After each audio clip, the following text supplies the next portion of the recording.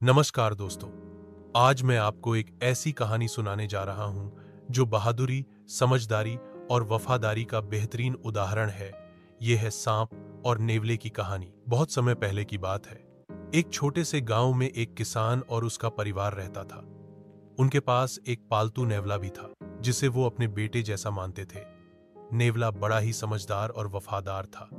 वह हर वक्त घर की रखवाली करता और परिवार की हर बात को समझता था। एक दिन किसान अपनी पत्नी के साथ खेत पर गया और अपने छोटे से बेटे को घर में अकेला छोड़ गया। बेटा पालने में सो रहा था और नेवला हमेशा की तरह उसके पास बैठा हुआ था, पूरी तरह से सतर्क। कुछ देर बाद घर में एक जहरीला सांप कहीं से अंदर घुस आया और चुपचाप पालने की ओर बढ़ने लगा। नेवला तुरंत सतर्क हो गया। उसने सांप को देख लिया। बिना वक्त गंवाए वह सांप पर टूट पड़ा।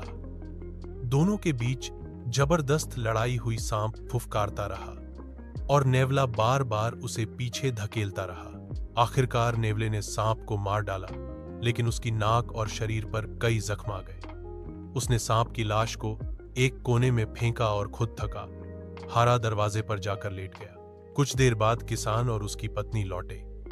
जैसे ही किसान की पत्नी ने दरवाजे पर नेवले को देखा जिसके मुंह पर खून लगा था, वो घबरा गई। उसने बिना कुछ सोचे समझे ये मान लिया कि नेवले ने उनके बेटे को नुकसान पहुंचाया है। गुस्से और डर में आकर उसने एक भारी घड़ा उठाया और नेवले के सिर पर दे मारा। नेवला वहीं मर गया। भागती हुई वो पालने के पास पहुंची तो उसका दिल कांप गया। उसका बेटा बिल्कुल सुरक्षित सो रहा था और पालने के पास एक मरा हुआ सांप पड़ा था। तभी उसे सच्चाई समझ आई। उसका वफादार नेवला अपने प्राण देकर उनके बेटे की रक्षा कर गया था। किसान और उसकी पत्नी फूट फूट कर रोने लगे, लेकिन अब पछताने से क्या होता।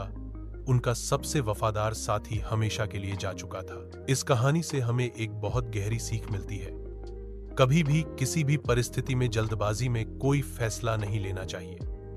बिना सच्चाई जाने अगर हम किसी पर शक करें तो हम किसी की बेगुनाही को अपने हाथों से मिटा सकते हैं। दोस्तों, अगर आपको ये कहानी दिल से छू गई हो तो वीडियो को लाइक करें, चैनल को सब्सक्राइब करें और इस कहानी को उन लोगों के साथ जरूर शेयर करें जो कभी कभी गलतफहमी में अपनों से दूर हो जाते हैं। धन्यवाद।